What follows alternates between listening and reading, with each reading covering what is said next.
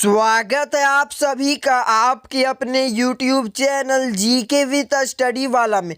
प्यारे विद्यार्थियों, क्या आप भी चाहते हैं कि आपका 90+ पार हो बोर्ड एग्जाम में? प्यारे विद्यार्थियों, आप सभी जो झारखंड बोर्ड के रहने वाले हैं उन सभी के लिए प्यारे विद्यार्थियों, मैं जो भी बच्चे गरीब आप लोग बैच अफोर्ड नहीं कर सकते, मैं उन सभी के लिए अंतिम युद्ध बैच आप सभी का YouTube पर चला रहा हूँ।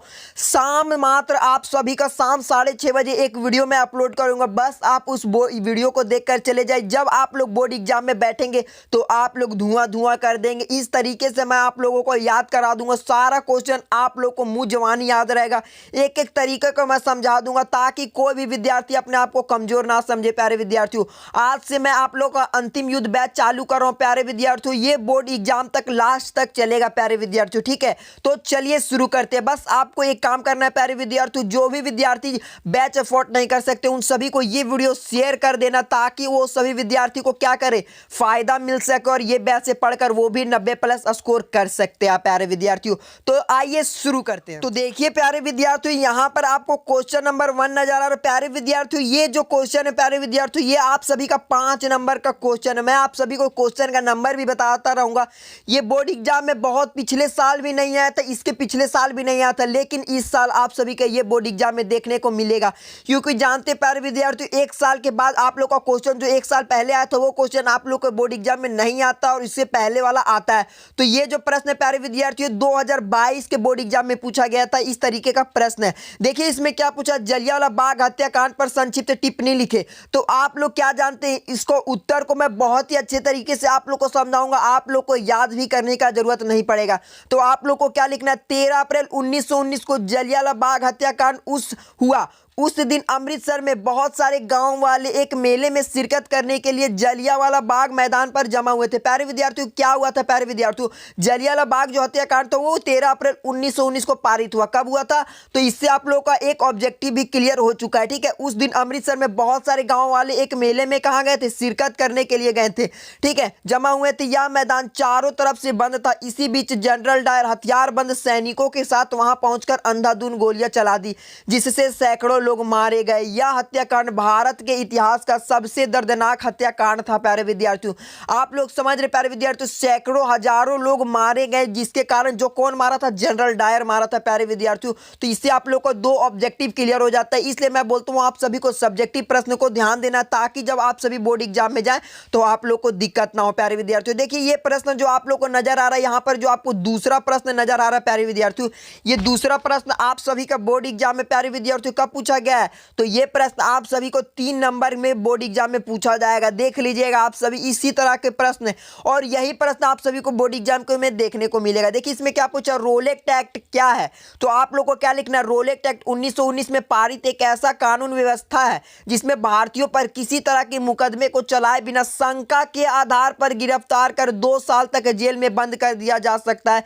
जिसे हम लोग काला कानून भी कहते हैं। प्यारे विद्यार्थियों, रोलेक्ट एक्ट क्या था प्यारे विद्यार्थियों, तो आप लोग जानते हैं, सिर्फ अगर भारत का कोई विद्यार्थी, मतलब भारत में जो पहले का बात है प्यारे विद्यार्थियों, जब अंग्रेज लोग शासन करते थे तो ये जो आप लोग का एक्ट पारित हुआ था ये 1919 में पारित हुआ था। कब पारित हुआ, 1919 में पारित हुआ था, ये आपको पता चल चुका है।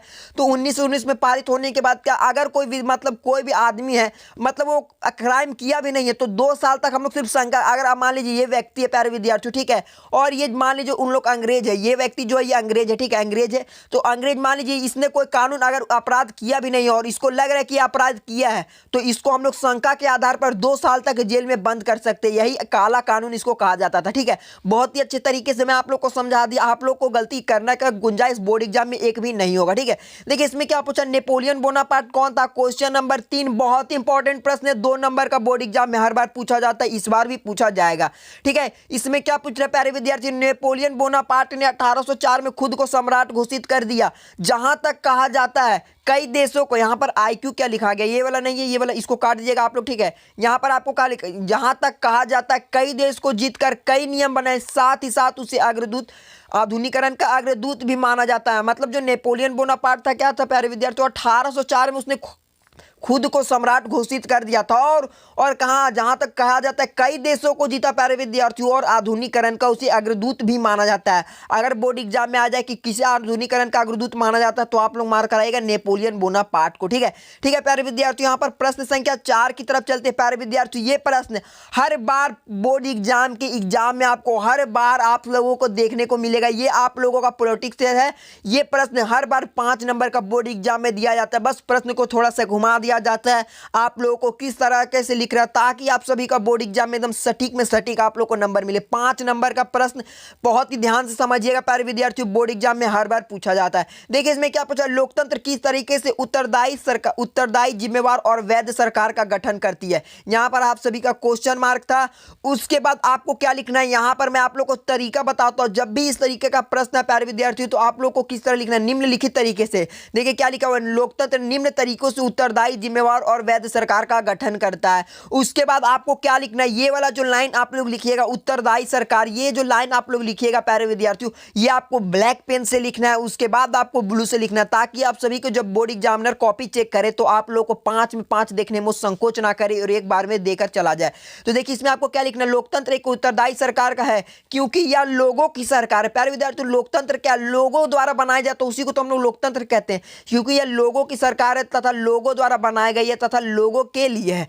ये बस आप लोग लिख दीजिए, एक पॉइंट में आप लोग का 2 नंबर पक्का हो जाएगा इस तरीके से। ठीक है, उसके बाद दूसरा पॉइंट में आपको क्या लिखना है, जिम्मेवार सरकार, इसको भी आपको ब्लैक लाइन से ब्लैक पेन से लिखना है। उसके बाद आपको क्या लिखना है, लोकतंत्र एक जिम्मेवार सरकार प्रदान करती है क्योंकि इसका निर्णय जनता द्वारा निर्वाचित प्रतिनिधि करते हैं। मतलब प्यारे विद्यार्थियों, लोकतंत्र जिम्मेवार सरकार का गठन भी करती है क्योंकि इसका जितना भी सरकार का जो नेतृत्व रहता है वो जनता के द्वारा हाथों में रहता है। सारा शक्ति जनता के पास रखती है। जनता चाहे तो किसी भी सरकार को गिरा सकती है, चाहे तो किसी को भी उठा सकती है। ठीक है प्यारे विद्यार्थियों, अब यहाँ पर हम लोग वैध सरकार के बारे में चर्चा करते हैं। वैध सरकार कैसे, लोकतंत्र, तो आपको क्या लिखना है, लोकतंत्र एक वैध सरकार का निर्माण करती है क्योंकि यह जनता की सरकार होती है तथा जनता द्वारा बनाई जाती है। बस आप लोग इतना लिख दीजिए, आप लोग का बोर्ड एग्जाम में 5 नंबर एग्जामिनर देने से चूकेगा नहीं और आप लोगों को 5 में 5 मिलेगा। बोलिएगा सर इतना छोटा आंसर। प्यारे विद्यार्थी, जो भी उसने सवाल पूछा था क्वेश्चन में, जो भी उसने सवाल पूछा था उस सभी का जवाब हम लोगों ने बहुत ही अच्छे तरीके से दिया। इस तरीके से आप लोगों को बोर्ड एग्जाम की कॉपी लिखना है प्यारे विद्यार्थियों। ठीक है, और आप लोग को बस क्या करना है प्यारे विद्यार्थियों, दोस्तों के पास ये वीडियो ज्यादा से ज्यादा शेयर कर दिया ताकि उन सभी विद्यार्थियों को भी हेल्पफुल पहुंचे। देखिए यहाँ पर आपसे क्या पूछा, राजनीतिक दल का क्या अर्थ होता है। ये भी प्रश्न 2 नंबर का बोर्ड एग्जाम में पूछा जाता है, राजनीतिक दल का क्या अर्थ होता है प्यारे विद्यार्थियों। ठीक है, तो आप लोगों को क्या लिखना है, राजनीतिक दल लोगों का एक ऐसा समूह है जो साथ मिलकर चुनाव लड़ते, सत्ता की भागीदारी करते तथा समाज के विकास के लिए कुछ नीतियां कार्यक्रम पर सहमति देते हैं। मतलब प्यारे विद्यार्थियों, राजनीतिक दल का क्या काम रहता है, रुकिए आप लोगों को मैं बहुत अच्छे तरीके से समझाता हूं। तो देखिए, राजनीतिक दल लोगों का एक ऐसा समूह होता है, मतलब प्यारे विद्यार्थियों लोगों का ही तो समूह होगा, बहुत सारे लोग उन्हीं सबका तो समूह होगा जो साथ मिलकर, बहुत सारे लोग क्या करते, साथ मिलकर आप लोग को क्या सत्ता में भागीदारी करते तथा समाज के विकास के लिए काम करते हैं।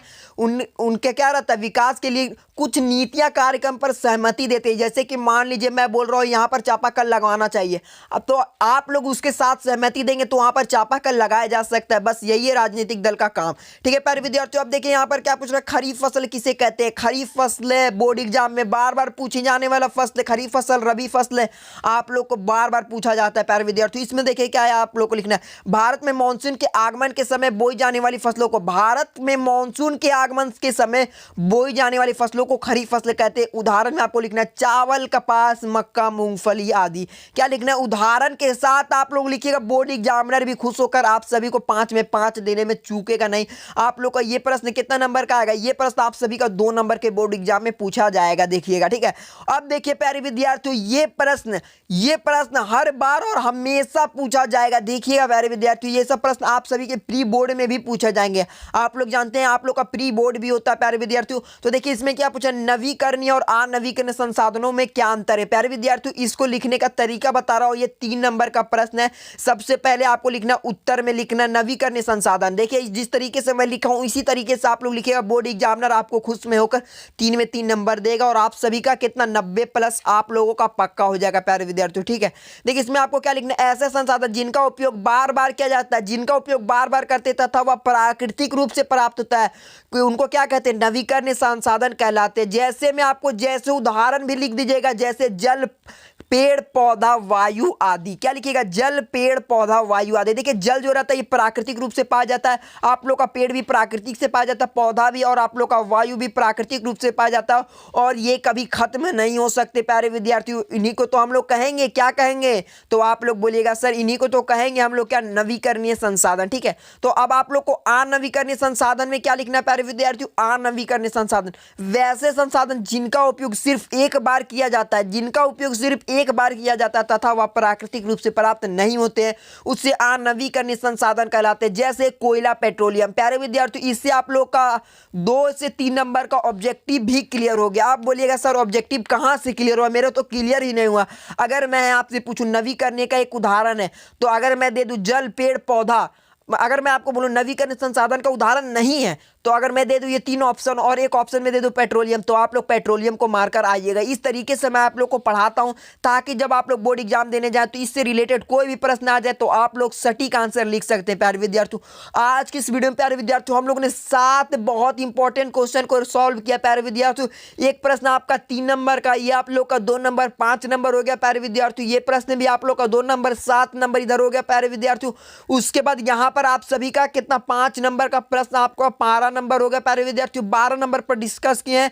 उसके बाद देखिए यहाँ पर हम लोगों ने 3 नंबर का प्रश्न कितना नंबर हो गया? 12 3 15 हो गया। प्यारे विद्यार्थियों यहाँ पर 3 नंबर का प्रश्न आप लोग का 18 हो गया, और यहाँ पर 5 नंबर का प्रश्न। प्यारे विद्यार्थियों हम लोगों ने 22 नंबर का प्रश्न को आज सॉल्व कर लिया है। इस तरीके से आप लोग को पढ़ाया हूं ताकि जब आप लोग बोर्ड एग्जाम में जाएं तो आप लोग धुआं धुआं कर दे और आप लोग तबाही मचा देंगे, ये मेरा गारंटी है। प्यारे विद्यार्थियों बस आप लोग को अपना प्यार बनाए रखना, आप लोग को चैनल पे सब्सक्राइब करना है। प्यारे विद्यार्थियों आप लोग को वीडियो को लाइक जरूर से कर देना। प्यारे विद्यार्थियों मिलेंगे किसी नेक्स्ट वीडियो में, अगला पार्ट में मिलेंगे। प्यारे विद्यार्थियों अंतिम बैच के दूसरा लेक्चर में मिलेंगे। ठीक है, आप लोग को बस शेयर जरूर से जरूर करना है। प्यारे विद्यार्थियों मिलते हैं किसी नेक्स्ट वीडियो में, तब तक के लिए जय हिंद जय भारत।